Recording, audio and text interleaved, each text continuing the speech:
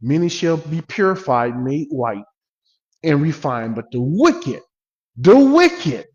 the tares shall do wickedly, and none of the wicked shall understand. How many?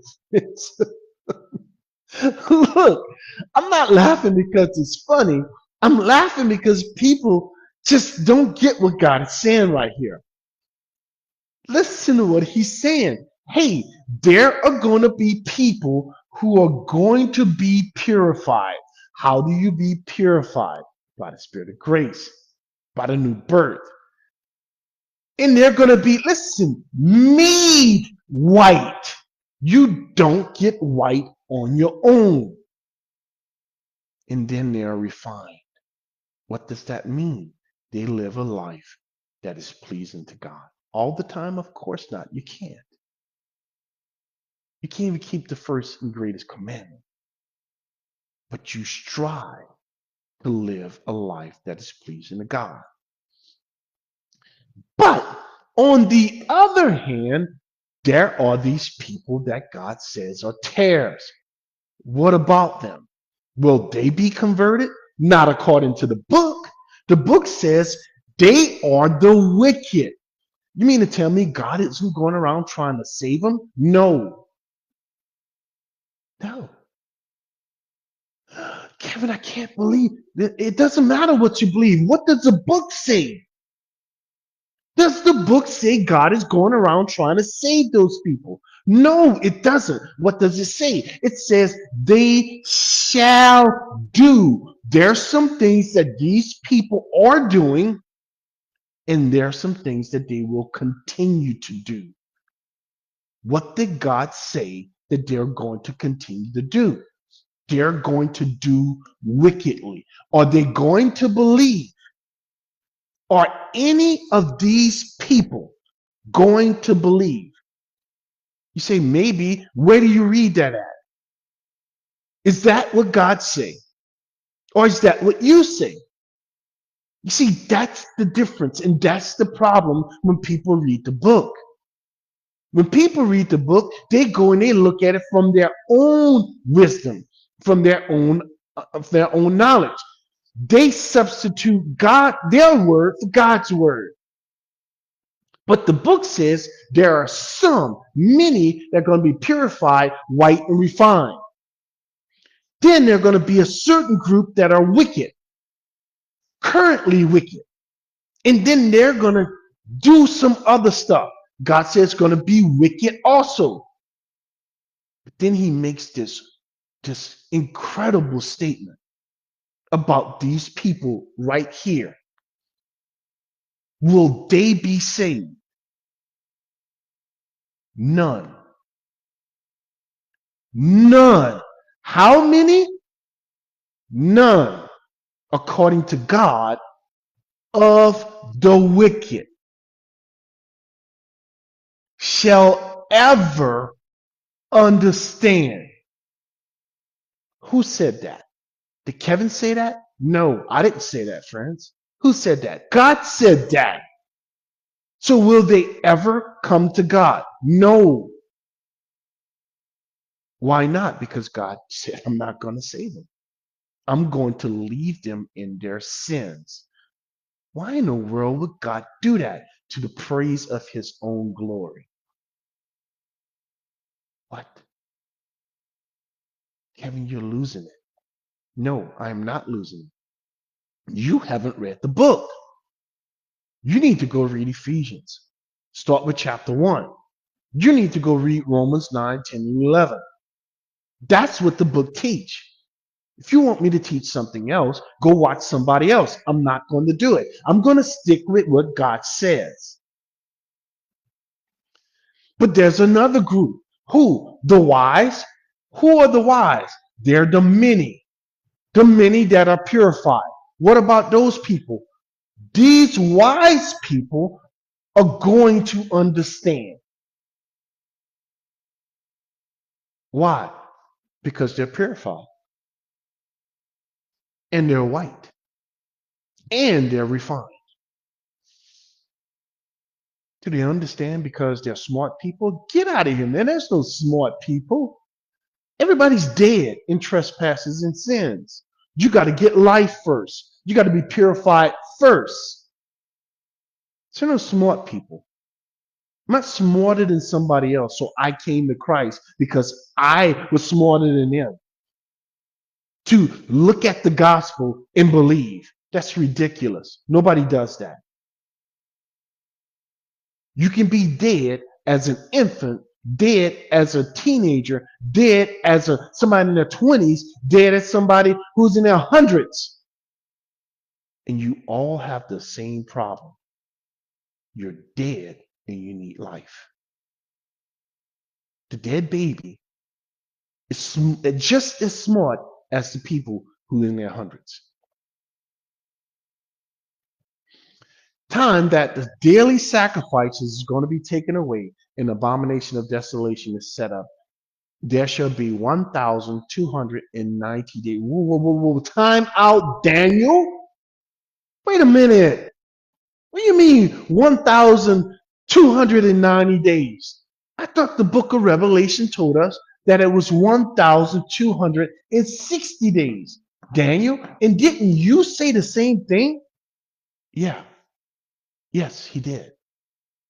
Well, where in the world did he get this 1,290 days from? Blessed is he who waits and comes to 1,335 days.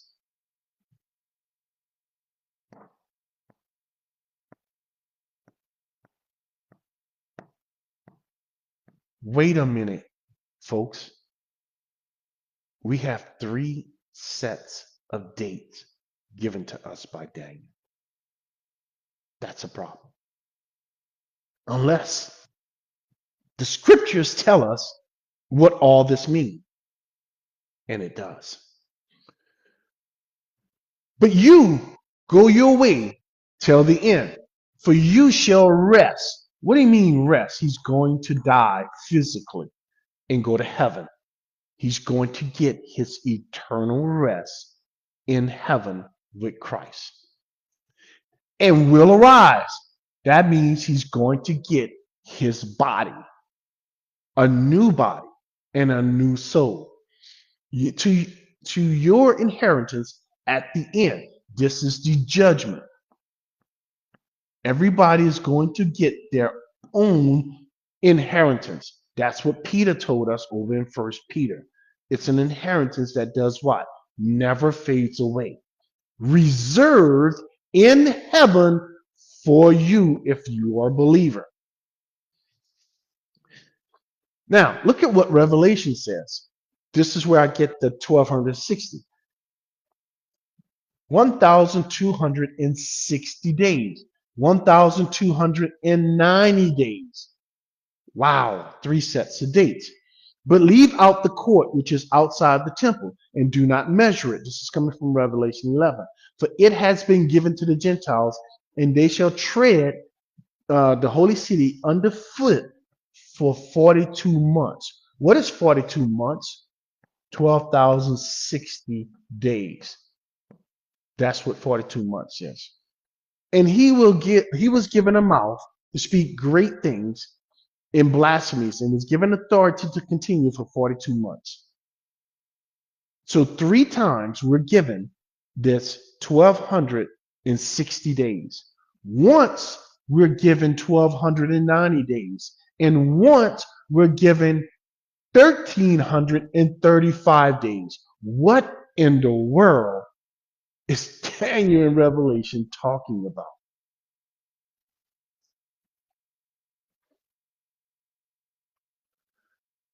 Revelation then gives us another reference to this 1,260 days. So 42 months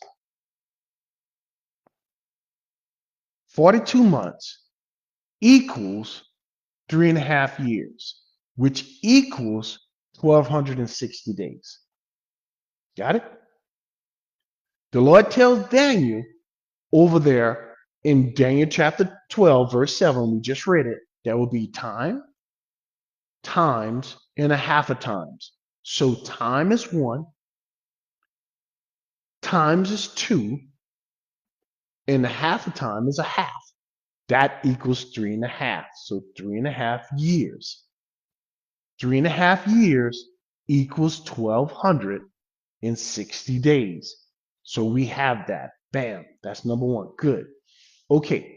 Now God turns around and the angel, through the angel Gabriel, in chapter 12, he gives him this 1,290 days.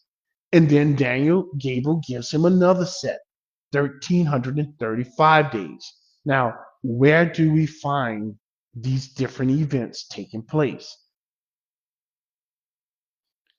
The tribulation, the tribulation,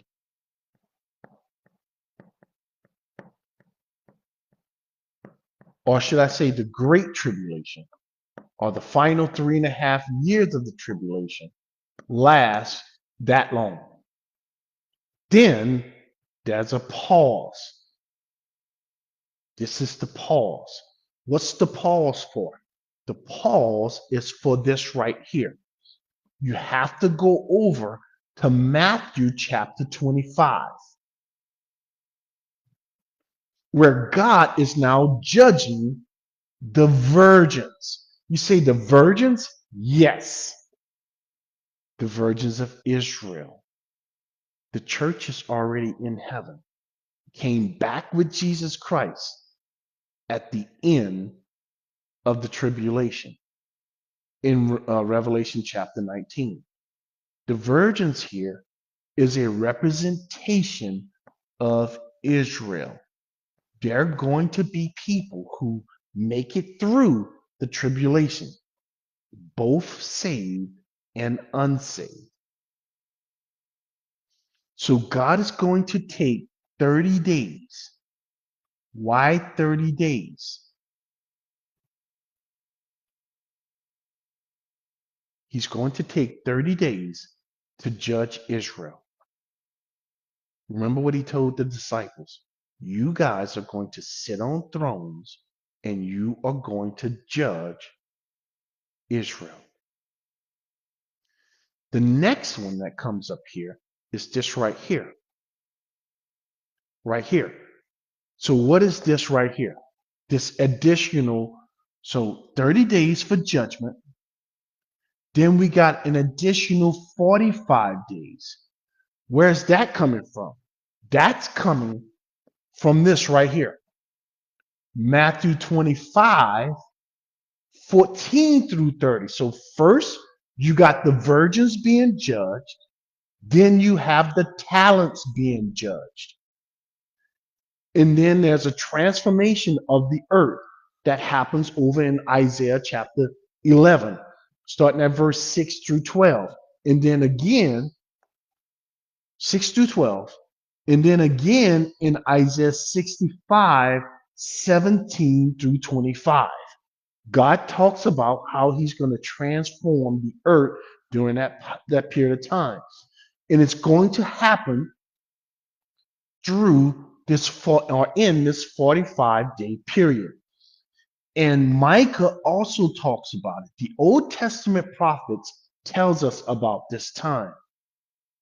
That's where the days are coming in. And that's what the dates are needed. You say, couldn't God just make it, in 1 second? Of course he could. Friend, listen, if God wanted to, we didn't have to go through all this stuff that we're going through today. But remember what he's doing. He's showing his attributes. So he's going to allow people to be witnesses to these events. Why? So that when we get into the eternal age, when we get right here, the whole purpose for God allowing all this stuff right here to happen, all this stuff, is so that when we get over here, when we get to this eternal age right over here, God is gathering something. What is God gathering? God is gathering witnesses.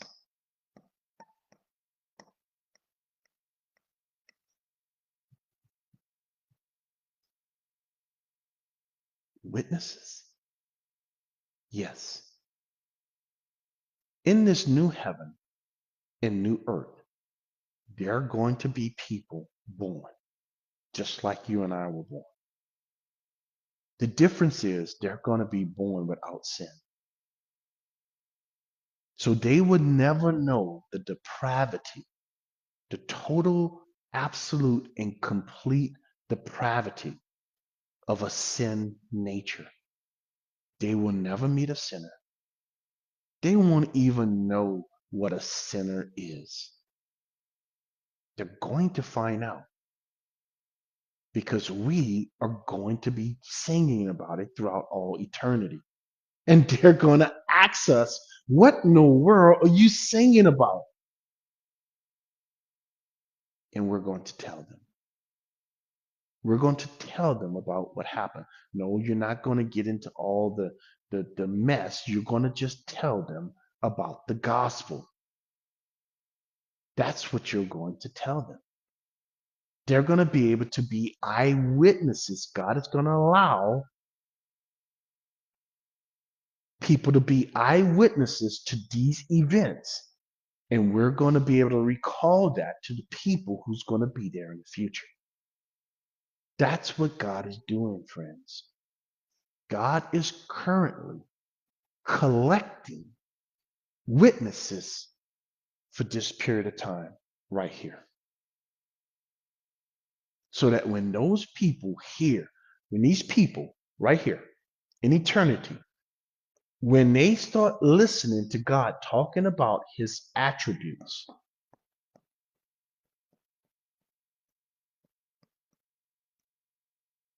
all 25 of them,